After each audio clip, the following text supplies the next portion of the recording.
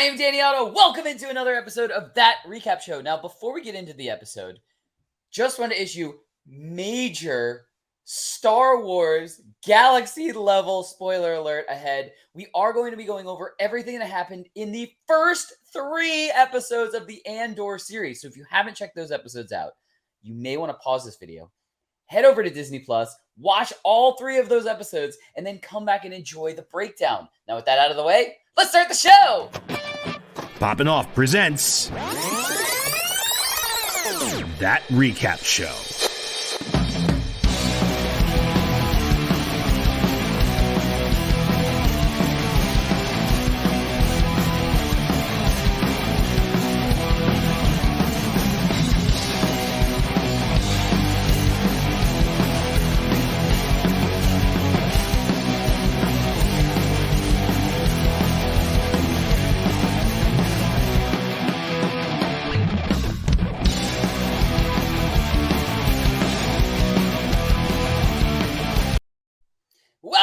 Welcome! Joining with me, as always, to break down everything from episodes 1 through 3 of the new Andor series, it's Johnny Rico!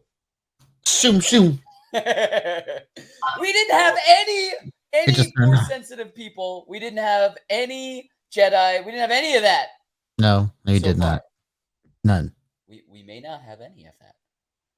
More than likely not. And I'm Probably okay not. with it. I'm absolutely okay with it. Just like with Rogue One, we're getting, and this is, I mean, I'll go right into my initial reactions of this. I am looking at this through the lens of Rogue One. I mean, not only are we, we have characters from that, obviously, but just the feel of it. And I think we were talking about this. We may have been talking about this on our episode of that Happy Hour show, where we were kind of going into kind of what we were hoping to see, hoping that they were bringing from Rogue One's feel and stuff like that. And I think they absolutely achieved it. I loved how we have this pocket storyline on this timeline of the major canon arch of the Star Wars storyline, basically. And it's just pushed right in there because now Rogue One is part of the canon. Rogue One is there. It, like I said on our live stream, I think Rogue One's my favorite prequel to the original trilogy. Like prequel in general, but prequel to the original trilogy. I think it's the perfect movie that goes right into the original trilogy. And I think this series is just, it's setting itself up to be the prequel to Rogue One, and I love the feel of it already. I was totally in. I'm all in right now. And I've always told you I'm kind of more of the, Marvel's a little bit higher for me than Star Wars. But I am really excited to see more from this. And I'm so happy that we have so many episodes in this season and in next season type of thing. We didn't just burn a third of the season with the premiere type of thing. We've got plenty more of this storyline, and I'm super excited. But anyway, I go on forever. Rico, what were some of your initial reactions to episodes 1 through 3 of the Andor series? I thought this was a fantastic start to the series. It's like you're saying, we're right back in that Rogue One era of the timeline. So of course, having Tony Gilroy, the screenwriter for the show, come back, and who's also the screenwriter for Rogue One itself, was also just kind of put you right back in that same kind of feel as far as like the dialogue and the situations that they're putting the characters through and all that. I really love that we got the first 3 episodes all at once, because obviously when you watch it, it all flows like one long episode, which is pretty crucial, because at the end of this 3rd episode, you feel like that you kind of finished off this kind of arc that you kind of watched throughout this course of these 3 episodes. And then when we get to episode 4 next week, we're going to kind of kick off like the bigger story of the series, so it seems. So I really like that, and they're all like really decently timed episodes too, about like 30 to 45 minutes. And they didn't waste any of that time like whatsoever. Like there was not really any filler scenes. Every scene is something that actually ended up having like a payoff in some sort of way. And I was invested the entire time. I loved it. Another thing is Diego Luna. Like the guy is such a great actor, and I thought he's carrying all 3 episodes throughout this entire premiere kind of opening for them. And man, he's just like an underrated actor in general. I've seen him in stuff going back to like The Terminal and even some like Narcos is another show he's very good in and stuff like that. But yeah, I'm just him and Stellan Skarsgård together really play off each other really well. That whole scene where they first meet each other and they're just kind of talking about like the little ways that they're kind of playing verbal chess with each other and stuff like that Yeah. is really fun. A lot of people are doing that throughout this entire show. And yeah, I'm hooked. I'm so ready for more. Awesome. I feel the exact same way. I'm so in. And you said it perfectly though. These 3 episodes, like when you got to the end of episode 1, you definitely wanted more. When you got to the end of episode 2, you definitely wanted more. When you got to the end of episode 3, it did feel like, you know what? I can take a little break type of thing. Not that I didn't want to see more, but that it just felt like a natural like pause. Like they're leaving. This is a good time for me to take a break type of thing. And I think it's perfect. I mean, obviously it was in their planning, but I just wanted to agree with that point that you brought up. I think it's perfect for the way to look at it. And I think it's the perfect way to have a premiere, having those 3 episodes and not just like leaving us on the edge of our seat, only having like 1 episode type of thing. Right. Yeah. I don't think it would have been as well received if they just given us the first episode and then be Right. like, okay, you got to wait for the next part of this story for 3 weeks. And I know. telling it all at once made sense because it feels like almost like a prelude to like the bigger stuff that they're going to get to later on in the season. Exactly. And then, I mean, this is the prelude to Rogue One. So yeah, it's just building on everything. I love that we're just doing that. We're just like backtracking and then building forward to what we already have. It's awesome. Anyway, you want to get to some big takeaways? Yes, sir. Awesome. All right. I'm going to kick us off. So normally I, open with anything that I want to compare things to pop culture references and bring a little funny in. But being that the scope of 3 decent sized episodes, this is basically like a movie. There's so many things that we could be talking about in our big takeaways. I explicitly wanted to have the kind of references that I thought of during the scope of the 3 things or the 3 episodes. I wanted to put them here because I thought they work. They work here. There's so many things I could talk about, and it would take us hours basically to unpack everything. But anyway, my first is the deputy inspector. The deputy inspector means well. We see that in the beginning. He's got his suit, his uniform like tailored a little bit special because we're seeing the regular inspector, and he even points it out. He goes, "Did you see your suit?" Yeah, but you can tell young and by the book, right? And he's like, he's really like he wants to impress everyone type of thing. I was just getting major vibes from him the entire time of I don't know how many seasons of The Office that you've watched, but when Gabe starts coming in and has to kind of okay. And to you. When the company gets taken over by Saber and really they're in Florida, but he's up there with the branch basically.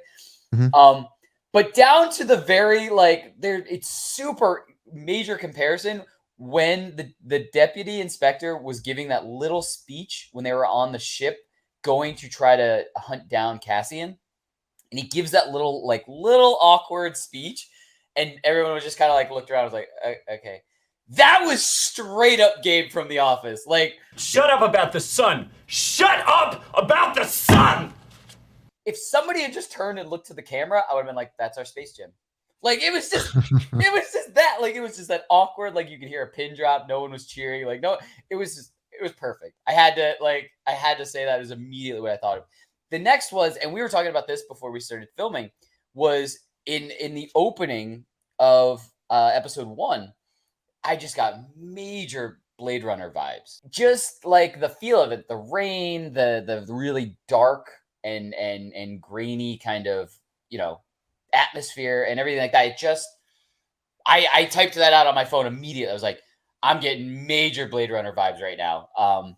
And I just had to bring that up. I mean, I loved it. I mean that in the best way possible. I think it's really cool that it looks like they're kind of pulling, not only from obviously, the Star Wars universe, but maybe other sci-fi universes, and kind of just using little tiny aspects to kind of show atmosphere. And by that, I don't just mean like the atmosphere of a planet. I mean atmosphere of the scene, atmosphere of what's happening, and the theme of something that's happening, type of thing. And I think it went really well for these episodes so far, and I'm really looking forward to what's to come. But anyway, Rico, what were some of your big takeaways from these episodes? Yeah, okay. So the stuff that I really loved when watching really all three of these episodes is like it's the real kind of like corporate espionage kind of style storytelling that we get little glimpses of it in Star Wars sometimes, but we don't really get a whole show centered around it. So so it's really interesting to see how, like, of course, no one trusts each other like at all, but then like even the people who do have like some levels of trust for people, they have almost too much trust in them, and there's always something going on behind their backs in some form or another. So it's like even the ones they think they can trust, they just can't. And even the beginning episode we were talking about with the whole Blade Runner vibe stuff, that the stuff with the two guards, that whole thing where they kind of get into the scuffle, the first guard dies, and then the other guard kind of starts trying to compromise with them, stuff like that. And of course, Cassian kind of leads him into like this false sense of trusting, and then of course kills him. So it kind of right there, it sets up the Cassian that we meet first in Rogue One, when he does the same thing to the guy giving him information at the beginning of the movie when we first meet him there.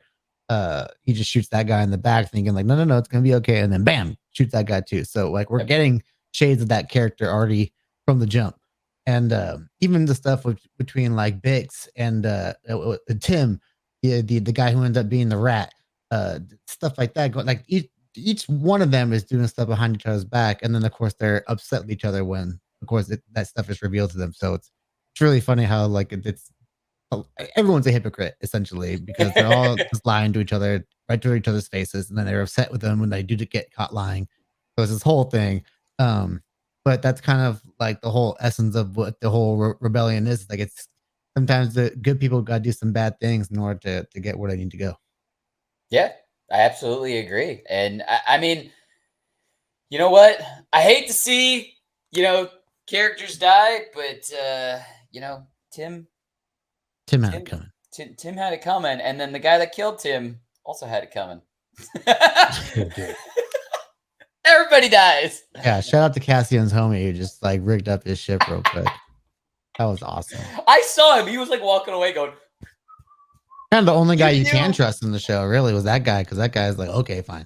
Yeah. I mean, I thought actually, when Cassian actually went in the last episode, went to kind of tell him like, hey, I'm leaving.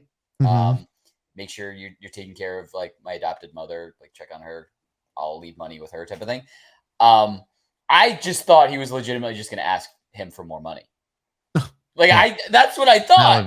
That would be something. Yeah. That's what I thought. But no, he really he must really have like a strong like friendship with him, because he went to tell him, hey, I'm leaving. Goodbye. Yeah. And he was going to get the money because he was on his way to meet Stellan Skarsgard's character, Luthen, to get that.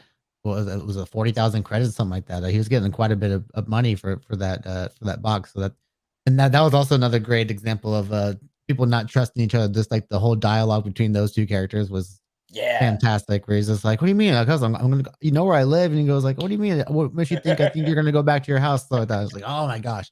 The writing on the show is just like top notch, and I'm excited to see like more of the stuff that we see, especially when like the actual Empire gets more into the fold itself. So. I'm stoked. It's awesome. I am right there with you. I cannot wait for next week's episode. I can't wait. I can't wait to see everything. You want to get to some predictions? Mm-hmm. Awesome. All right. Why don't you kick us off? Because I really feel like my prediction is very similar to yours. So I'll build off of yours. You kick us off. I like your prediction anyway. Okay. First, I want to give a couple more character shout outs really to Maarva and B2. Obviously, I was trying to figure out where I knew Maarva from, and it turns out she's Harry Potter's aunt. And I was like, oh my gosh, that's what I was like. Why is she so familiar looking? And of course, that's what it was. I saw someone else mention it. I was like, dang, that's first of all, it's welcome back. I haven't seen her in a while. But I really loved her character, of course, as Cassian's adoptive mother in a sense. I mean, it kind of really just kind of took him from his people on is it Carillion or something like that. But it was I can't remember the name of the fire, the name of the planet that he's from, but Carlion, I think that's what it was.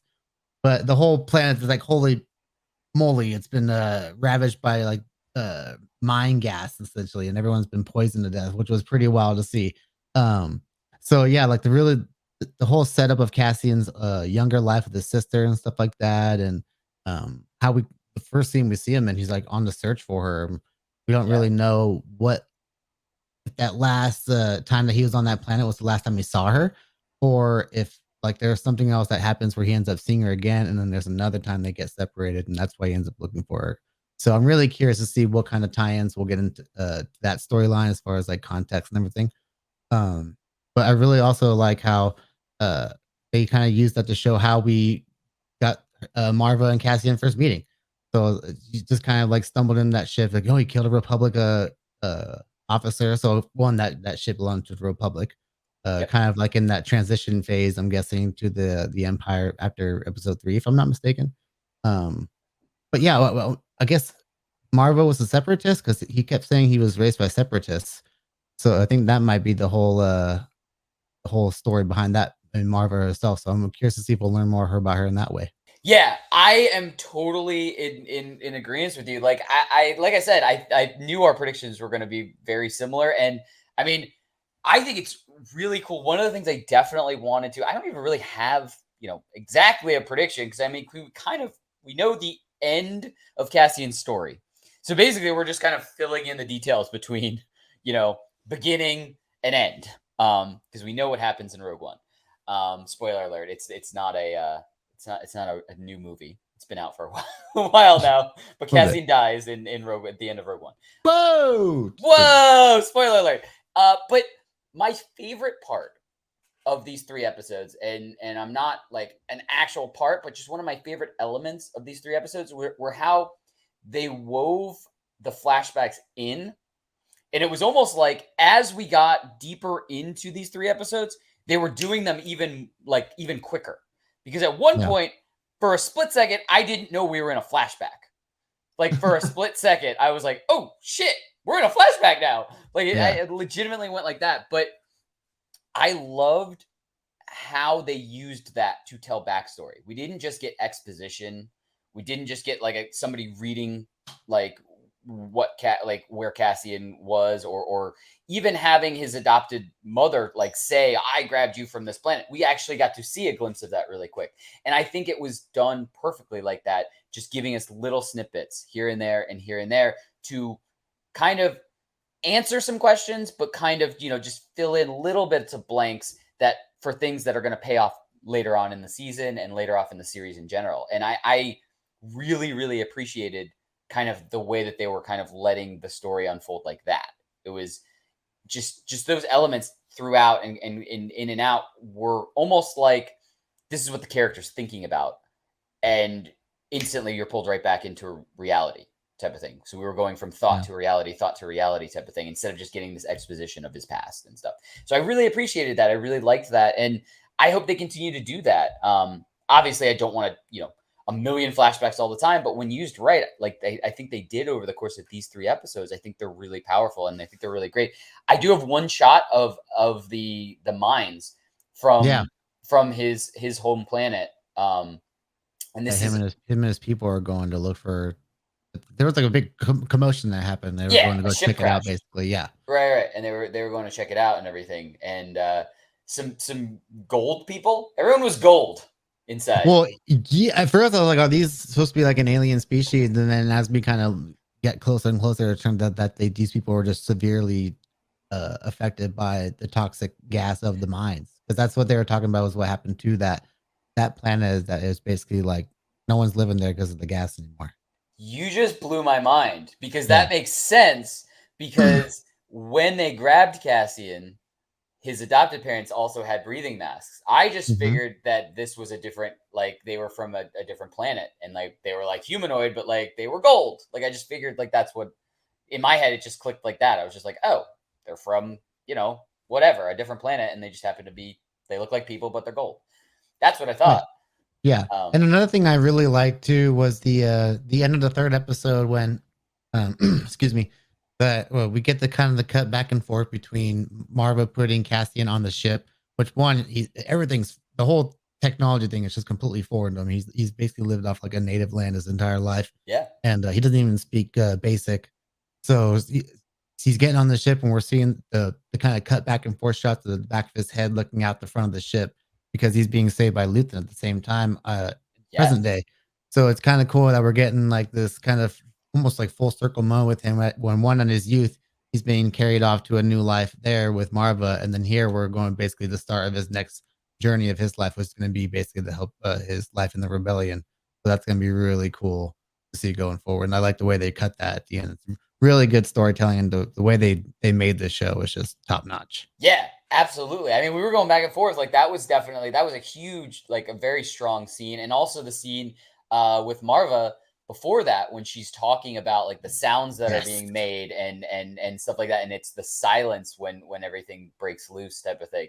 And then we have everybody in the town stop making noise. And that's when like she got into the guards' heads type of thing. Like, Mhm. and And sorry to cut you off. Big shout out to the drumming dude who gets up and do his whole warm up routine, basically gets the stretch in, and he does the little like, and then he just goes and does his thing. I thought that was so cool. Like, oh my gosh, I could watch literally if they just did that every single scene. I'd be happy. my to question it's for so you good. It is is so good. so does he just do that in the morning to tell everybody, hey, wake up, it's time to work? And then in the evening, hey, stop working? Or does Probably, he yeah. do that? Is he like the grandfather clock and he does that every hour on the hour? That would be interesting. I Because then imagine that's a full-time job. there's a whole purpose for why he does it, but I don't. Yeah, that's a good question. I like that he's got the whole headphones and everything, so Yeah. that's just banging metal on metal, so that would hurt your ears, I imagine. Oh, But absolutely. that's pretty cool. I remember in the trailer when we got that, they turned it into like drums, and then I'm like, we hear it here, it's just like ding, like a bell. So I was like, oh, It's a that's pretty chime, cool. yeah. Yeah, that was really cool. It's a chime like you would hear out of a grandfather clock type of thing. Mhm.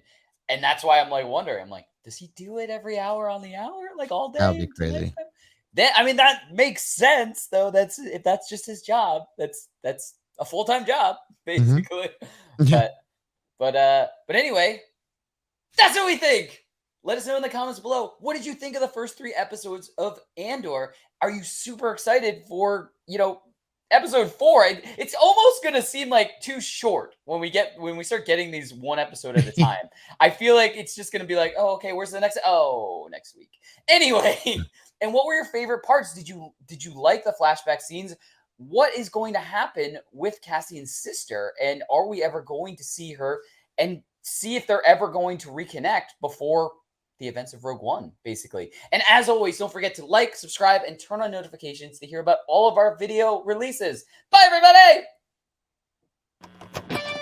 Popping Off presents That Recap Show.